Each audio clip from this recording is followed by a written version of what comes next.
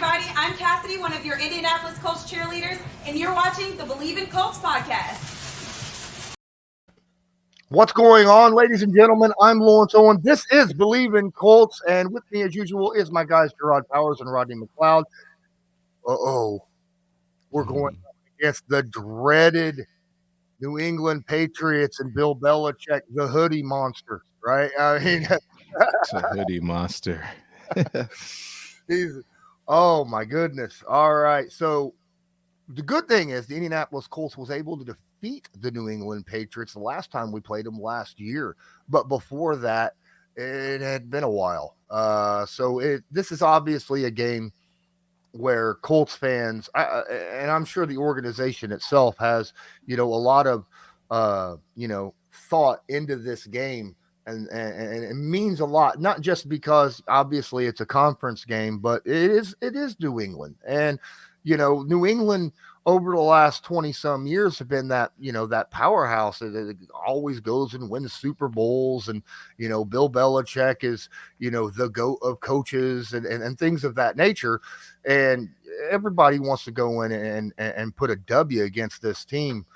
Jerraud, walking in, did you get to see any? What do you think of the New England Patriots so far this season?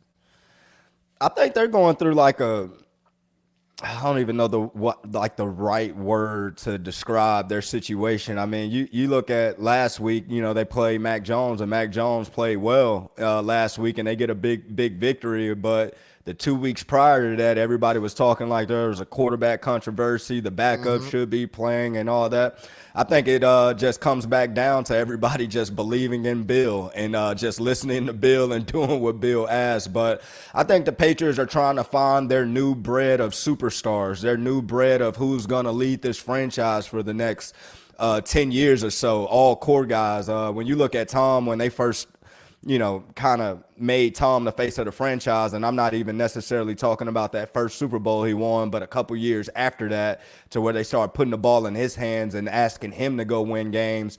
You look at the guys around him, they had a core where it was the same core guys for years to come, and kind of help set that foundation for the Patriots and that winning culture. And I think right now they're still trying to find a nucleus as far as just core young guys that's going to take the Patriots foundation, back to the promised land like they did with the other guys. So I still think they're very competitive. I still think that they're a very good team. They're just young in certain key positions, to where you're going to go through your ups and downs right now with some young guys. But once they figure it out, I think they'll be fine going forward. It's another week of betting, and basketball is back. BetOnline remains your number one source for all your sports betting needs this season. You'll always find the latest odds, team matchup info, player news, and game trends on BetOnline. And as your continued source for all sports wagering information, BetOnline features live betting, free contests, and giveaways all season long. Always the fastest and easiest way to bet on all your favorite sports and events, whether that's NFL, NBA, NHL, MMA, tennis, boxing, even golf. Head to betonline.ag to join and receive your 50% welcome bonus with your first deposit. Make sure to use the promo code BELIEVE, that's BLEAV, to receive your rewards. BetOnline, where the game starts. Man, looking into this game, Rodney, they got a 1-2 hit at running back, Ramondre Stevenson and Harris, right?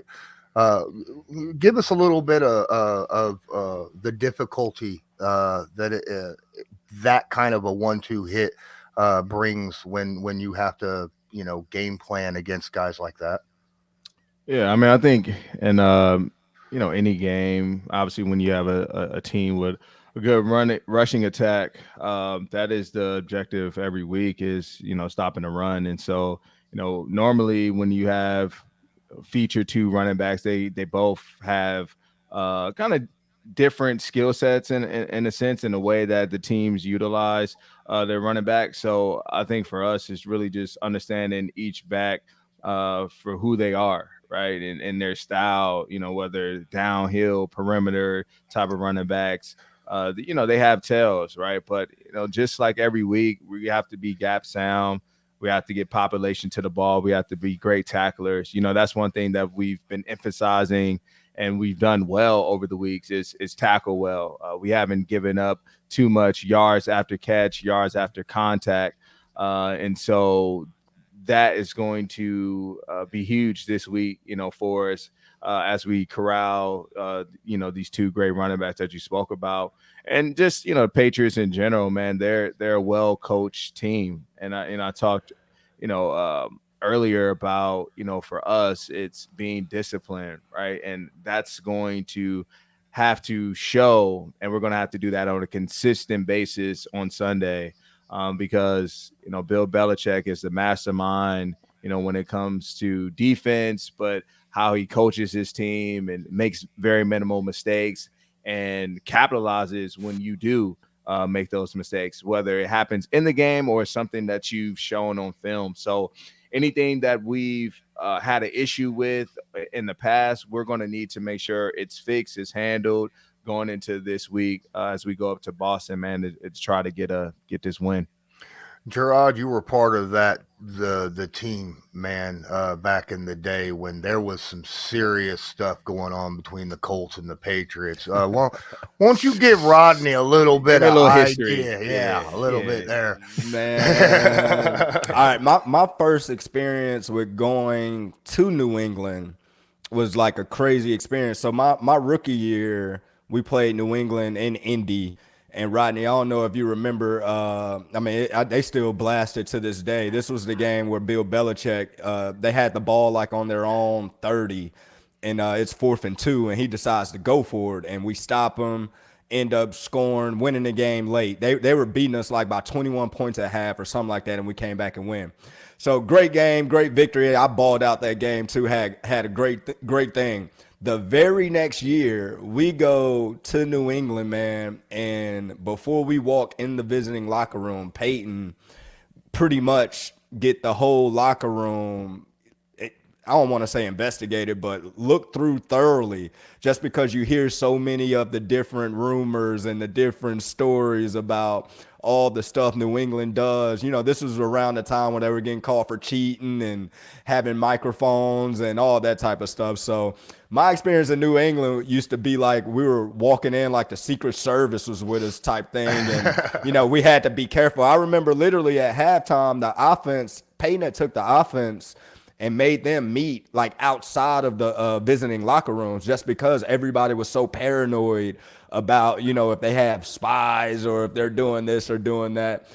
So when it comes to the history with the Colts and the Patriots, and then you fast forward and you hear about the Deflategate and, and all those type things, it's just crazy how the rivalry always connect in some type of form or fashion. And it's a reason why the Patriots hate the Colts, and it's a reason why the Colts hate the Patriots, because, we feel like we've had so many great teams in our history and over the past year, especially when Peyton was here, man, so many great teams. And it was always like the Patriots and the Steelers that were stopping us from getting to the bowl. So it just added to the fuel. But I always loved playing in this game because it gave me a college feel. Two teams that hate each other, two fan bases that hate each other, but the respect was always there. They always knew how good of an organization and a team that the Colts were, and vice versa. We knew exactly who we were dealing with as well. So, Rodney, your first taste of the Patriot-Colt rivalry, I'm pretty sure it'll be a good one, but you're definitely going to enjoy that atmosphere. I know you've probably been to New England as as an Eagle guy and a Rams guy and all that. It's different, though, when you walk in that building with some Colts gear on. They literally hate anything white and blue when you walk in that building. I appreciate that insight right there. It's real. It's real. You got to understand what you get yourself into, and the history behind all of it. You know what I'm saying, is most important. So I'm looking forward to it, man, and definitely we gotta hold it down for the legends, man. That's for sure. Oh, definitely, because it'll like Jerraud said, man. There's divisional games, but then there's that game, and whenever that game happens, it's on a different level.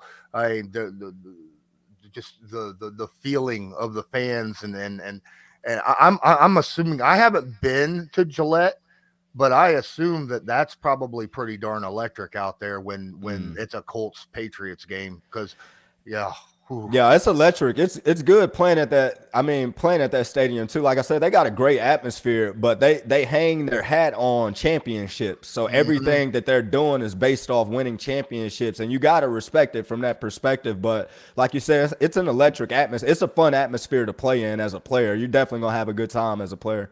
At least it's you're not playing there like in January right now, right?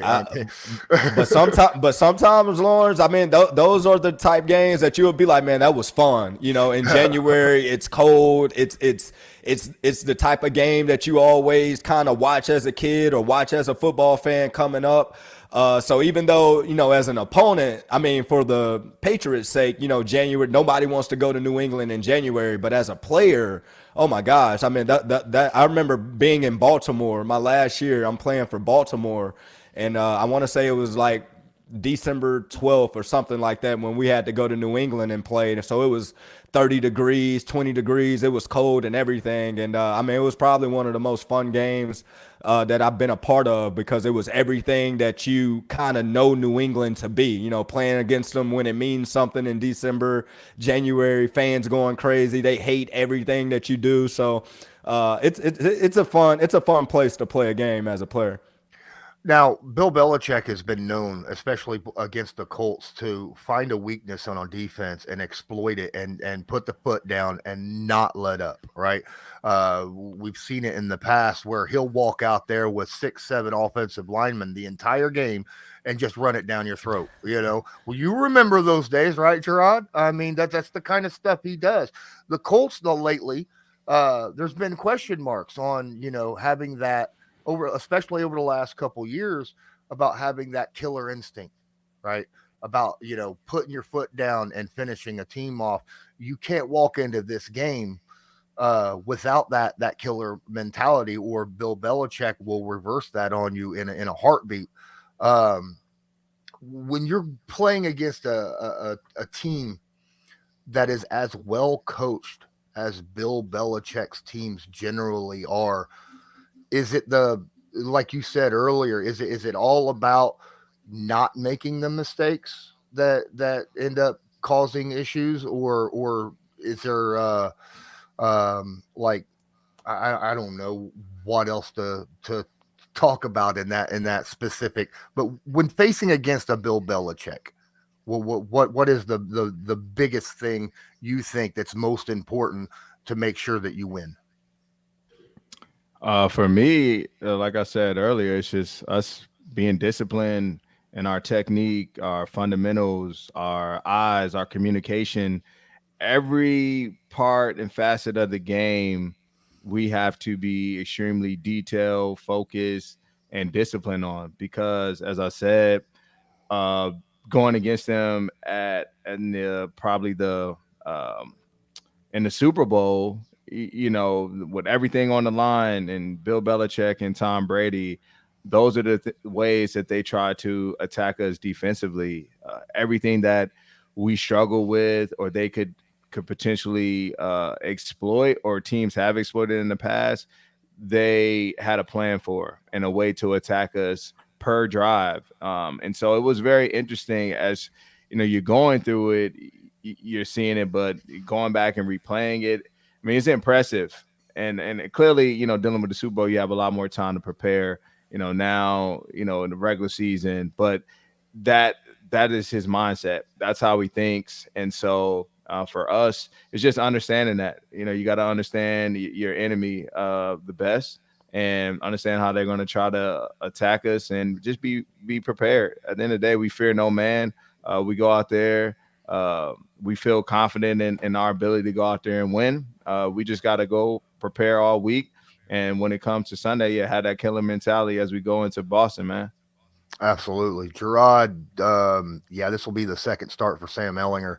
There's obviously Bill Belichick's going to have a lot of plans against him. What can the Colts do to make things a little bit easier on Sam going up against a Bill Belichick-led defense? Probably the best thing this week is just making sure we're getting the ball out of his hands quick, making his reads very clear for him. You don't want Sam versus a Bill Belichick style defense, an inexperienced quarterback versus a Bill Belichick style defense, and not have a plan that's going to put him in the best position that he can be to help this team succeed.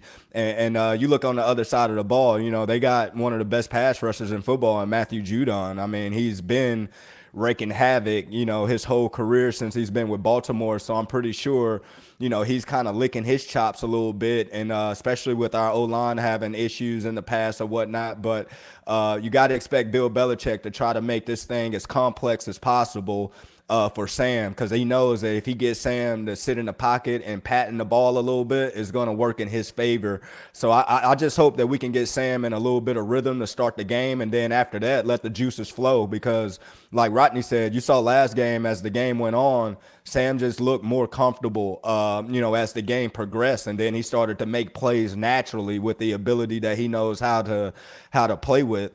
And I think this game is going to be the same. We're talking about, a guy's second career start and his first road start, and we're talking about going to Gillette Stadium. So we know the challenge it's going to be. So we got to make sure that we help Sam out as much as we can, and that's from a defensive standpoint and a coaching standpoint. Absolutely. I don't know if I should ask this question, but I want to. Who's the toughest wide receiver on the Colts to cover, Rodney? The toughest? I think you gotta go with Pitt. Physicality, ability to catch in tight radius, has a skill set to elevate as well, catch the ball at high point, man. He's proven. And ultimately, like, he's a competitor, man. He's not going to back down, no matter who you are. And I think when you have that mindset that, like, I go, what I'm saying, that makes you got a chance every single time you line up because of the way he thinks. And I think that's a lot of his game. Awesome. Yeah. That it explains why, no matter who's been at quarterback, they are targeting Pitt quite a bit every single game, and he gets open. He had that one drop. I'm sure after that drop at the end of the last game, I'm sure he was absolutely distraught, and because that kind of thing happens though, and you just got to move on from it. Hopefully we won't have a lot of those issues upcoming, because you can't have those kind of issues against the New England Patriots. You can't have fumbles and turnovers and holding calls and false starts and things of that nature, not against the Bill Belichick team. So in my opinion, we got to play a very clean game. And I think that's probably the biggest point to winning this game, is playing a clean game. Would you guys think that's probably it? Yeah, that's the main thing right now. And and even though we're saying that's what we need to do, I think everybody's kind of preaching that same message across the league. Because when we talk about, you just look at the scores across the league and how people are playing, man, it's a low scoring type year. Mm-hmm. It's a lot of either defenses are playing just great ball right now, or offenses are just playing bad. And I'm gonna be on the side to where I'm gonna say majority of the defenses around the league right now are playing some damn good football. So you can't afford to beat yourself in any type of tight game situation. And every Sunday, it seemed like every game is a tight one right now. Absolutely. Hey, Rodney, when you're having to deal with a quarterback like Sam, as opposed to a quarterback like Matt, when Sam's got that mobility, what does that add as a defender when you're having to defend and keep an eye on that at the same time? I mean, you seen it on display this past week. Unfortunately, you have to stay in coverage. You have to cover longer, right? You have to plaster. All those factors. You can cover a guy good for 4 seconds, and next thing you know, quarterback escapes, and he points to him and redirects him to go a different direction, and now it's a completion. And that's the skill set that Sam has. And I mean, it's something that you have to prepare for, that you have to make sure that you place emphasis on as a defense, both defensive line and guys in coverage, right? You know, when you go against a guy like a Sam, your rush lanes are very imperative. You know, Jerraud talked about it earlier. Contain, keep him in the pocket, make him a pocket passer, not a passer on the move. And it ultimately can work in our favor, right? But the minute you're undisciplined in your rush lanes, you create step up lanes, or you don't have the edge set, now he extends the plays. And then us on the back end, understanding that you might have to cover a little longer. So you got to make sure at the end of the day, you keep your eyes on your guy just a little bit longer. Don't get too nosy. And you got to just play to the end of the whistle. All right. Awesome. Thank you. Well, we're going to go ahead and begin the discussion of who's going to win this game and by how much. Rodney, are we getting another dub prediction here? Yes, sir. All right. Jerraud, I'll go first this time. I'll take you off the hook a little bit. I am liking the Colts' chances in this game, believe it or not. A little bit of experience with Sam under center last week. I think I got a lot of the jitters out from underneath of him a little bit. I don't think he'll have that problem in the first half the way it was sitting with him last week. I think that the offense could be opened up a little bit more as well. I did notice as I was going through some film that there were some opportunities downfield that Sam missed. And I think that he'll see those opportunities more often in this game than what he saw him in last game. I could see the Colts winning this game, but they need to be, as we talked about, they got to play a clean game here. You know, you can't leave points on the field. I got the Colts winning 24-17. Okay. I like that. 24-17. It's about where I was kind of headed, but I'm going to say 27-20 Colts. Oh, there you go. All right. Now, come on, guys. Let's get this dub. Been needing one. We need to get back to 500 so we can start, on our push, making this run. Absolutely. Freaking lootly. All right. The season's not over with. We're one game out of 500. Come on now. We got this. All right. A lot of football, Lawrence. A lot of football. Absolutely. All right. I think that's going to do it for this episode of Believe in Colts with Rodney McLeod and Jerraud Powers. This brought to you by Bet Online. And until next time, as usual, go Colts. Do you believe?